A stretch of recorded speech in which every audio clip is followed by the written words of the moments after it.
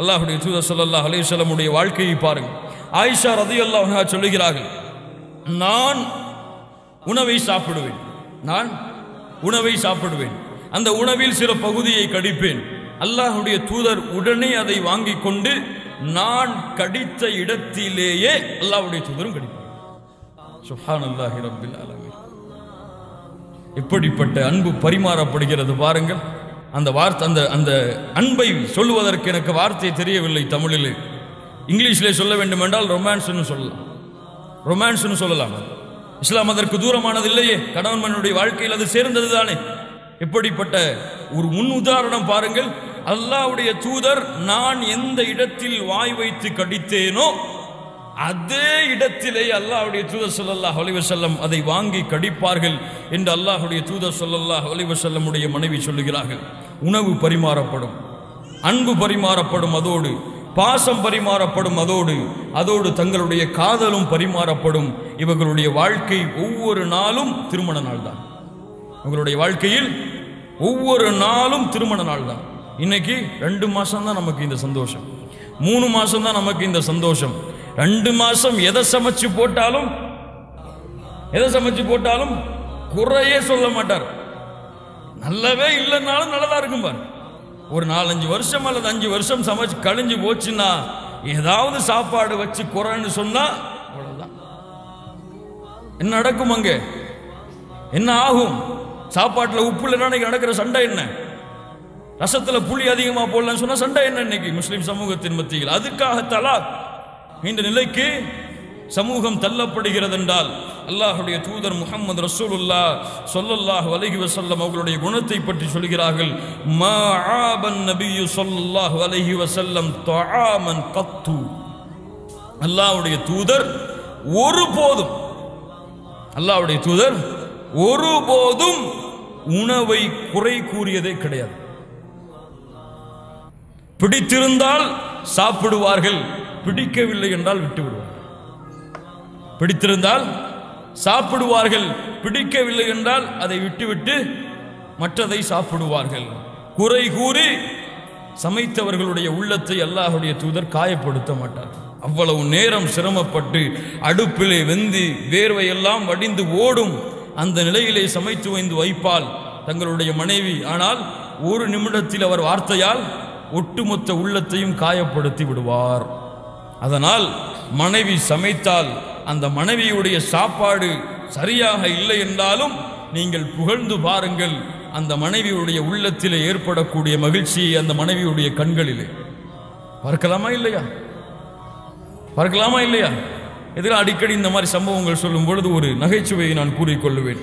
இப்படித்தான் ஒரு இமாமுடைய பயானை கேட்டுக்கொண்டு உணவு சமைச்சால், மனைவி சமைத்தால் அதை புகழுங்கள் என்று கேட்டுக்கொண்டு ஒரு மனிதர் இன்னைக்கு போய் நம்முடைய மனைவி சமைச்சதை புகழ்ந்துருவோம், இவ்வளவு காலம் இப்படி இருந்துட்டோமே, இப்படியும் ஒரு சந்தோஷம் இருக்கான்னு கேட்கறதுக்காக வீட்டுக்கு போறார். அவசரமா போய் அவருக்கு முன்னாடி உணவு விரிப்புகள் வைக்கப்படுகிறது. வைத்தவுடன் நல்லதா இருக்குது சாப்பாடு, அதை எடுத்து சாப்பிட ஆரம்பிக்கிறார். அவ்வளவு மகிழ்ச்சி, சந்தோஷம். மனைவி முகத்தை பார்க்கறாங்க, கணவன் முகத்தை, அவ்வளவு மகிழ்ச்சி பொங்குது. சாப்பிட்டு முடிச்சோம், என்னதான் இவர் சொல்றாருன்னு பார்த்துருவோம் சொல்லி மனைவி நிக்கிறாங்க. என்ன சாப்பாடு தெரியுமா இன்னைக்கு? அல்ஹம்துலில்லாஹ், இப்படி ஒரு சாப்பாட்டை உங்ககிட்ட இருந்து நான் இதுவரைக்கும் சாப்பிட்டதே இல்லையே அப்படின்னு சொல்லி இமாம் சொன்னதை செயல்படுத்திட்டோன்னு சொல்லி அவர் சந்தோஷம் அடைகிறாரு. மனைவி முகத்தை பார்த்தா அவ்வளவு கருப்பாயிடுச்சு, அவ்வளவு கோபம் வந்துருச்சு மனைவி. என்னங்க, இவ்வளவு காலம் நான் சமைச்சு போட்டேன், அதை பத்தி நீங்க எதுவுமே சொல்லலை, இது வரைக்கும் குறை சொன்னீங்க, அதுக்காக அடிச்சீங்க, அதுக்காக திட்டுனீங்க, இன்னைக்கு தான் பக்கத்து வீட்டில் போய் சாப்பாடு வாங்கிட்டு வந்த, அதை போய் நீங்க இப்படி சொல்லிட்டீங்களா அப்படின்னு சொல்லி மனைவி கோபம் அந்த அளவு தெரிச்சிருச்சு. அதனால கன்ஃபார்ம் பண்ணிக்கோங்க, இன்னைக்கு போய் நீங்க ட்ரெயின் பண்ணீங்கன்னு சொன்னா அதை போய் நீங்க கன்ஃபார்ம் பண்ணிக்கோங்க, இது இந்த வீட்டில் சமைச்ச சாப்பாடான்னு சொல்லி. அல்லாஹ் ரப்புல் ஆலமீன் எங்களுடைய முகத்தை மரணம் வரை சிரித்தவர்களாக அல்லாஹ் அருள் புரிவானாக. கண்ணியத்துக்குரியவர்களே, அல்லாஹ் ரப்புல் ஆலமீன் அல்லாஹ்வுடைய தூதருடைய வாழ்க்கையில் இந்த உதாரணத்தை வைத்திருக்கின்றான். மாஆப ரசூலுல்லாஹ், அல்லாஹ்வுடைய தூதர் சமைத்ததை எந்த போதும் ஒருபோதும் குறை கூறியதே கிடையாது, பிடித்திருந்தால் சாப்பிடுவார்கள், இல்லை என்றால் விட்டு விடுவார்கள். கண்ணியத்துக்குரியவர்கள், இதைத்தான் குத்துபத்துல் ஹாஜாவிலே இமாம் அவர்கள் ஓதுவார்கள். நமக்கெல்லாம் அர்த்தம் புரியாது, அதனால் ஏதோ ஓதுகிறார்கள். அல்லது அந்த பதற்றத்திலே கைகாலெல்லாம் நடுங்கும். சில பேருக்கு திருமண சபையில பார்த்தா அந்த நடுக்கத்தில் இதுவெல்லாம் இன்னும் நமக்கு புரியாம இருக்கலாம். அதற்கு பிறகு ஓதுவார், யா அய்யுஹல்லதீன ஆமனுத்தகுல்லாஹ வகூலு கௌலன் சதீதா. என்ன அழகான அறிவுரை தெரியுமா? குர்ஆனுடைய அறிவுரைகள் எல்லாம் ஈமான் கொண்டவர்களே, நீங்கள் சொல்ல வேண்டிய சொல்லாக இருந்தால் அதை தெளிவாக சொல்லுங்கள். இப்படித்தான் இது ஒரு நகைச்சுவை தான். மகிழ்ச்சியான சபைங்கிறதுனால, மகிழ்ச்சியான குடும்ப வாழ்க்கைங்கிறதுனால இதை நம்ம சொல்லிக்கொள்றேன் இடையில. இப்படித்தான் கோர்ட்ல ஒரு கேஸ், மனைவியை தலாக் விட்டார் கணவன், அல்லது அடிச்சிட்டான். என்ன காரணம்னு சொல்லி நீதிபதியிட்ட போய் நிற்கிறாங்க. நீதிபதி கேட்டார், என்ன உன் மனைவியை நீங்க அடிச்சிட்டீங்களாமே, என்ன காரணம், ஏன் அடிச்சீங்க, ஏன் ஒரு பெண்ணை கை நீட்டி அறைந்தீர்கள்? அப்போ அவர் சொன்னாரு, ஏன் அரைஞ்ச தெரியுமா, ஒரு பர்ஸ் வாங்கிட்டு வந்தா, ஒரு பர்ஸ் வாங்கிட்டு வந்தா, உங்களுக்கு ஒரு அன்பளிப்பு கொடுக்க போறேன்னு சொன்னான். சரிம்மா குடுமான்னு சொன்னான். ஒரு பெரிய பர்ஸா இருந்துச்சு. அந்த பர்ஸை ஓபன் பண்ணான். அதுல இருந்து ஒரு குட்டி பர்ஸ் வந்துச்சு. அதை எடுத்தான். அதுல எதையாவது இருக்கணும் பார்த்தா அதை ஓபன் பண்ணான். அதுல இருந்து ஒரு குட்டி பர்ஸ் வந்துச்சு. அதையாவது கொடுப்பாள்னு பார்த்தா அதுல இருந்து ஒரு குட்டி பர்ஸ் வந்துச்சு. அதுல இருந்து ஓபன் பண்ணி கொடுப்பாளான்னு பார்த்தா அதுவும் இல்லை. அதுல இருந்து ஒரு குட்டி பர்ஸ் வந்துச்சு. அதுலயாவது கொடுப்பாளான்னு பார்த்தா இல்லை. சரி, அதுல இருந்து ஒரு குட்டி பர்ஸ் வந்துச்சு. அதுலயாவது கொடுப்பாளான்னு பார்த்தா இல்லை. அதுல இருந்து ஒரு குட்டி பர்ஸ் வந்துச்சு. அதுலயாவது குடிப்பாளான்னு பார்த்தா இல்லை. அதுல இருந்து ஒரு குட்டி பர்ஸ் வந்துச்சு. நீதிபதி சொன்னார், என்னன்னு சொல்லு, ஏன் இப்படி போய்கிட்டே இருக்கிற, உங்களுக்கே இவ்வளவு கோபம் வருத, நேரில் பார்த்த எனக்கு எவ்வளவு கோபம் வரும், அதாங்க அடிச்சேன். இந்த மாதிரி அவர்களுடைய உள்ளம் காயப்படும்படியான வார்த்தைகள் அல்லது செயல்பாடுகள் எரிச்சல்களை ஊட்டக்கூடிய செயல்பாடுகளாக தெரிந்தால், என்னுடைய குணம் அதுவாக இருந்தாலும் அல்லாஹுடைய தூதரும் காட்டிய வழிமுறையின்படி மனைவிமார்களிடத்திலே அழகிய முறையில், அல்லது ஆண்களாக இருந்தால் பெண்களிடத்திலே அழகிய முறையில் நடந்து கொண்டால் இந்த வாழ்க்கையுடைய நிலைமை மாறும். இன்னைக்கு பல குடும்பங்களில் சண்டைகள் சச்சரவுகள்லாம் இருக்கும். இதுலையும் ஒரு நகைச்சுவை வரும். பல குடும்பங்களில் சண்டை சச்சரவுலாம் இருக்கும். ஒரு குடும்பத்தில் இப்படித்தான் சண்டை சச்சரவு. மனைவியும் கணவனும் பேசுறதே இல்லை. 2-3 நாளாச்சு பேசுறதே இல்லை. கணவன் எப்போதுமே 5 மணிக்கு எழுந்துருவான். கணவன் எப்போதுமே 5 மணிக்கு எழுந்துருவான். இந்த எதுக்கு சொன்னா, கணவன் மனைவியுடைய வாழ்க்கையில் ஒரு புரிதல் இல்லை என்றால், அதாவது ஒரு கோணம் சண்டை போட்டா இன்னொரு கோணம் மகிழ்ச்சியாக்கணும், அல்லது இன்னொரு கோணம் சண்டை போட்டா இன்னொரு கோணம் மகிழ்ச்சியாக்கணும். 2 கோணமும் திருந்தா என்ன ஆகும்? இப்படித்தான் கணவன் 5 மணிக்கு எழுந்திருக்கணும் கரெக்டா. மனைவியோட சண்டை போட்டாச்சு, மனைவி எழுப்புறதே கிடையாது. மனைவிட்ட தான் பேச மாட்டானே, உடனே ஒரு பேப்பர் எடுத்து எழுதி வச்சான். காலையில எனக்கு 5 மணிக்கு எழுப்பி விட்டுருங்க அப்படின்னு சொல்லி எழுதி வச்சுட்டு படுத்துட்டான். காலையில் எழுந்து பார்த்தா 7 மணி ஆயிடுச்சு. என்ன இவன் நம்ம பேச்சை இன்னும் கேட்க மாட்டேங்கிறாரு அப்படின்னு சொல்லி குளிச்சுட்டு வந்து அந்த மேஜையை பார்த்தா அங்க எழுதப்பட்டிருக்கு 5 மணி ஆச்சு அப்படின்னு சொல்லி. புரியுதா?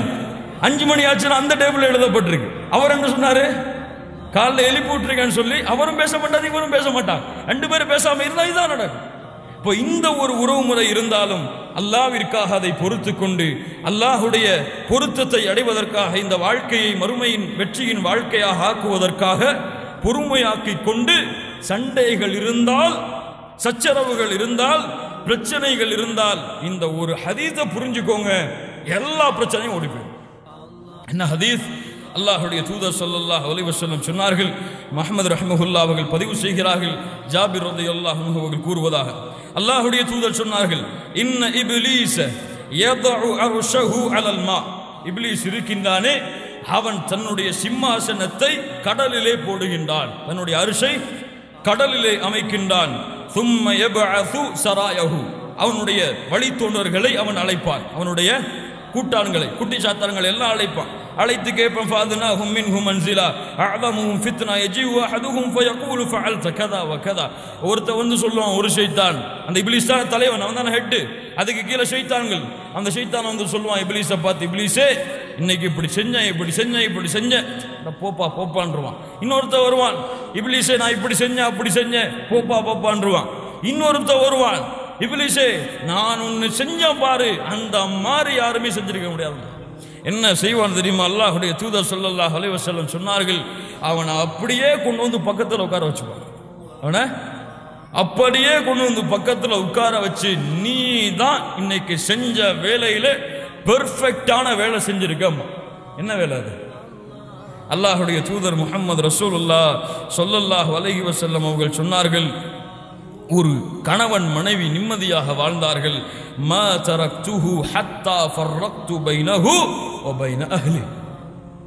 அவர்களை விடவில்லை, அவர்கள் இருவரும் பிரியும் வரை இந்த வேலையை செஞ்சு ஒன்னும் செய்யல. கணவன் வந்து மனைவியை ஒரு வார்த்தை சொன்னான், நான் போன மனைவிட்ட என்ன அவருக்கு தான் பேச தெரியுமா, உனக்கு என்ன ஊமையா, நீனும் பேசுன்னு சொன்னேன். அவர் குடும்பத்தில் தந்தையை பத்தி பேசுவார், அவர் தந்தையை பத்தி தான் அவர் பேசுவார், அவர் தந்தையை பத்தி நீ பேசுன்னு சொன்ன. இப்படியே ரெண்டு பேருக்கு இடையில சின்ன சின்ன வார்த்தைகளை தூண்டி விட்ட, நீ இவ்வளவு பேசுறியா தலா அப்படின்னு சொல்லிட்டாரு. சந்தோஷமா திருப்பி வந்து அப்படின்னு சொன்னா, அவனைத்தான் ஷைத்தான் தன் இடத்திலே ரொம்ப அருகையில பக்கத்தில் உட்கார வைப்பான். என்றால் இந்த குடும்ப சண்டைகளிலே, குடும்ப உறவுகளிலே பிரிவதில் மகிழ்ச்சி அடைபவன் யார்? ஷைத்தான். ஷைத்தானுடைய நாட்டம் வெற்றியானால் அல்லாஹ்விடத்திலே விட்ட சவால், அல்லாஹ்விடத்திலே விட்ட சவால், யா அல்லாஹ் உன்னுடைய அடியார்களில் பலரை உனக்கு நன்றி உள்ளவர்களாக நீ பார்க்க மாட்டாய் யா அல்லாஹ். இந்த வாக்கு சித்து பாருங்க. இந்த ஹதீஸ் நினைச்சல் ஏதாவது பிரச்சனை வருதா, ஷைத்தான் வந்துட்டான். உஷாரா ஆயிரனும் இல்லைன்னு சொன்னா அங்கேயும் கோபம், இங்கேயும் கோபம், இங்கேயும் சண்டை, அங்கேயும் சண்டை. நான் குடும்பத்துக்கு வீட்டுக்கு போறேன், நானும் வீட்டுக்கு போறேன்னு சொல்லி வீட்டுக்கு போறேன்னா புரியும் உங்களுக்கு. இப்போ பல பேர் வீடு இங்க, பல பேர் வீடு அங்க, இப்போ அங்க அப்படியே மாறிடுச்சு. நான் வீட்டுக்கு போறேன், இவரு நான் வீட்டுக்கு போறேன்னு பல குடும்பங்கள்ல இங்க. இப்படிப்பட்ட உறவு முறைக்கு நம்முடைய சமூகம் தள்ளப்படும்.